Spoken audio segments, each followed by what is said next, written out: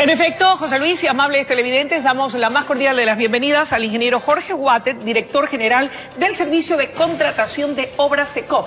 Qué gusto que nos acompañe, bienvenido. A usted, Luisa, gracias por recibirte. Y un poco para que la ciudadanía tenga clara la película, el SECOP es la institución encargada de la contratación de los estudios, ejecución y finalización de obras de infraestructura que requieren las entidades de la Administración Pública Central. Ingeniero Watet, en octubre del 2017, usted cuando asume el cargo, presentó un balance, un informe de lo que encontró. Y usted habló en aquel entonces de alrededor de 640 obras que habían sido contratadas desde el 2009 en adelante y que presentaban problemas.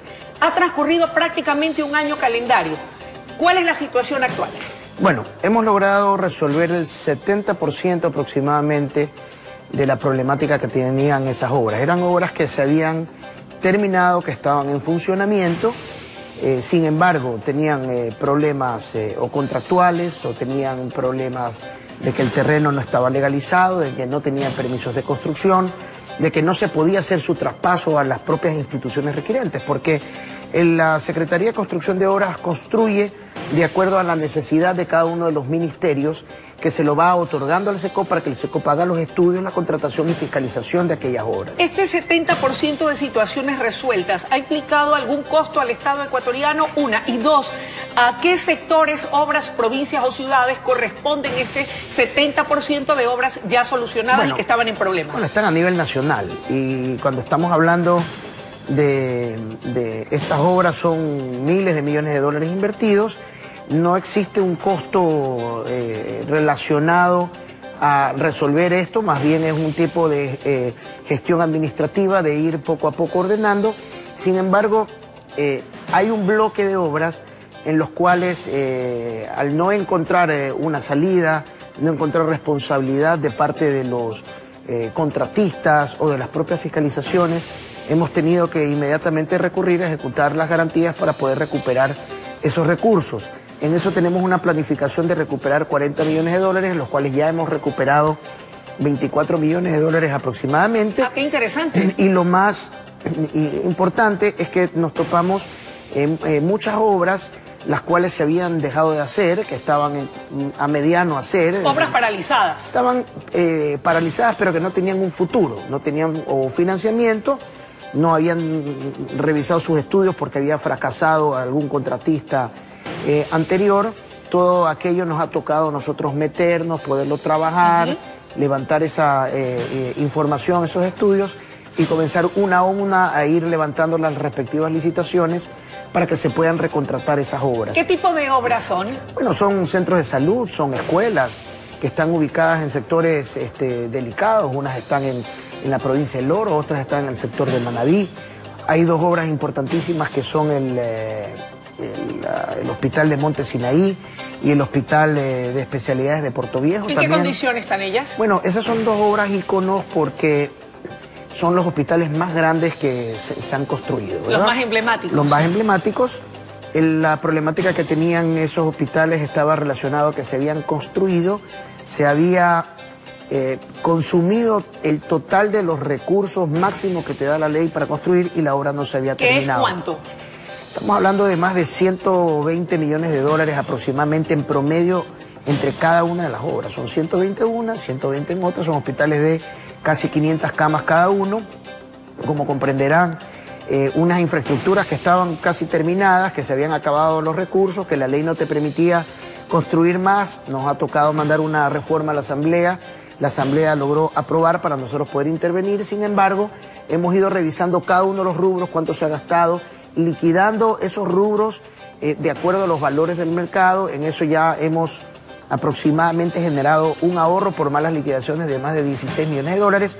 Por supuesto, todo esto nos ha tocado enviarlo a la Contraloría General del Estado, sumado a estudios mal hechos en diferentes obras, etcétera, que ha generado contratos complementarios que han incrementado mucho los valores de las obras. En resumen, estaríamos viendo entonces que hay en algunos casos temas de tal vez una mala aplicación en la parte administrativa de contratación, falta de financiamiento o problemas legales. Sí, y no solamente eso, sino también estudios mal hechos, ¿verdad? ¿Qué evidencia esto?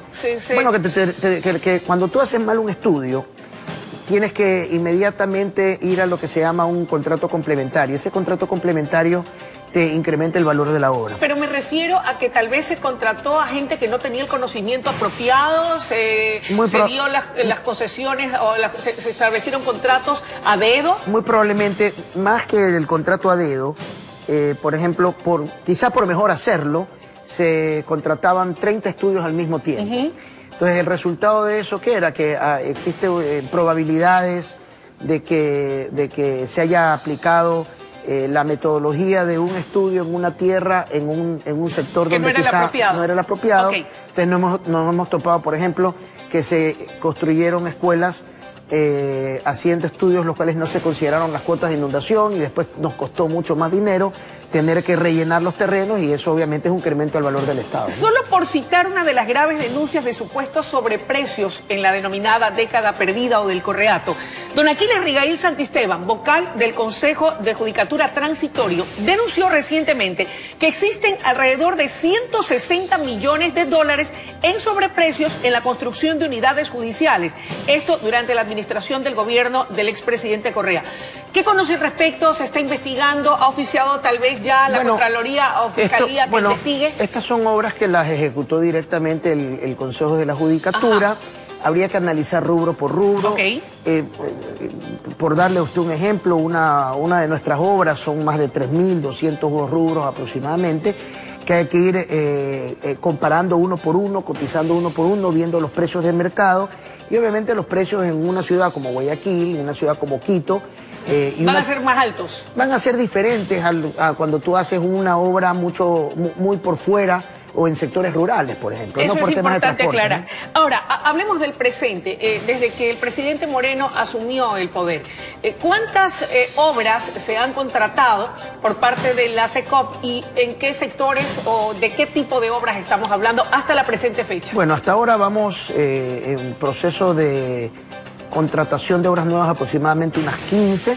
Estamos por contratar 30 obras nuevas más, en los cuales se está considerando el hospital de Pedernales, que es un hospital que era extremadamente necesario, que viene desde la época de la reconstrucción, y los cuales nos ha tocado trabajar con el Banco Mundial, quien es el ente que va a financiar esta obra, poder terminar los estudios, sobre todo haciendo un estudio muy seguro en relación al sistema sísmico del hospital.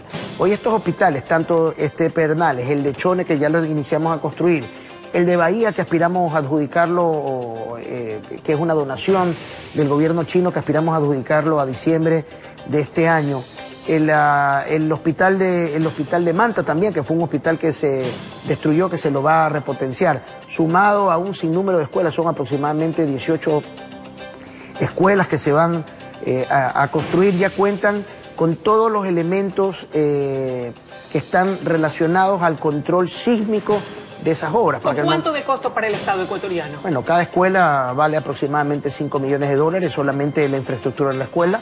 Son las de tipología mayor para 1.200 niños. Y estos hospitales, por ejemplo, el de Chone cuesta 53 millones. Le preguntaba esto porque mucho está en boga y lo hemos escuchado al propio alcalde de la ciudad de Guayaquil, Jaime Nebot, la importancia de las concesiones a empresas privadas. Es decir, que la empresa privada sea la que invierta el dinero, ¿verdad? Con cero costo para el Estado, que le permita una buena rentabilidad para el Estado y obras de calidad. ¿Qué opina al respecto? Bueno, ¿puede hacerse lo mismo en la obra pública por parte del gobierno central? Estamos analizando una alternativa de hacer una alianza público-privado sobre todo con las escuelas, ¿verdad? Hay que analizarlo, hay que ver el impacto social en relación a poder administrar, porque esto es darle la administración de una estructura educativa para que pueda devengar sus recursos al sector privado. Es un modelo un poco diferente a lo que se da en una carretera. Una carretera, tú lo entregas al sector privado, el sector privado pero lo construye. Viable, se puede hacer en todo caso, habría que afinar detalles, ¿o no cree usted? Revisando, nosotros estamos haciendo una revisión, sobre todo legal, para poderla presentar al señor presidente de la República, quizá como una alternativa que pueda funcionar para que exista más intervención del sector privado y que no solamente incluya la construcción, sino también el mantenimiento de esas escuelas. El productor me dice que el tiempo de la entrevista ha concluido y aunque él se enoje conmigo, solo una pregunta adicional. El 9 de octubre el presidente de la República anunció que se hará una mega obra, el Tren Playero, obra que costaría más o menos 1.000 millones de dólares. ¿Cómo se van a financiar? Bueno, eso es lo que está justamente estudiando el gobierno nacional.